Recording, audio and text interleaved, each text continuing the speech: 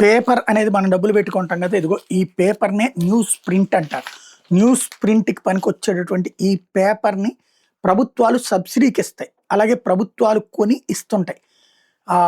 దాని వలన పేపర్లకి చాలా వరకు ఖర్చు తగ్గుతుంది. ఒకవేళ వీళ్ళు డైరెక్ట్ కొనుక్కుంటే కనుక బోల్డ్ అంత రేట్లు తట్టుకోలేరు. అసలు పేపర్ ఒకటి రూ. 20, రూ. 50 అమ్మాలి. వాస్తవంగా చెప్పాలంటే ఒక పేపర్ తయారీకి 100 నుంచి 103 రూపాయల దాకా ఖర్చు అవుతుంది. కాబట్టి వీళ్ళు అడ్వర్టైజ్మెంట్ ద్వారా దాన్ని మిగిల్చుకుని మనకు 6.5, 7 రూపాయలకి పేపర్ ఇస్తున్నారు. ఇప్పుడు పత్రికల ముద్రణకు వినియోగించే కాగితం న్యూస్ ప్రింట్ కొరత దీర్ఘకాలం కొనసాగుతుండటంతో ప్రచురణకర్తలు దిగుమతుల మీద ఆధారపడాల్సి వస్తుందని Indian news paper society INS ఆందోళన వ్యక్తం చేసింది. దేశంలో వార్తాపత్రికలు న్యూస్ ప్రింట్ వినియోగం ఏడాదికి సుమారు 12 లక్షల టన్నులు, కానీ దేశంలో దాని ఉత్పత్తి 5 లక్షల టన్నులకు పెంచడం లేదు. ఇక్కడ పేపర్ మిల్లులు 40% గిరాకీకి తగిన న్యూస్ ప్రింట్ను మాత్రమే అందించగలుగుతున్నాయి. గిరాకీ సరఫరా మధ్య ఉన్న ఈ భారీ అంతరం 2 దశాబ్దాలకు పైగా కొనసాగుతుంది.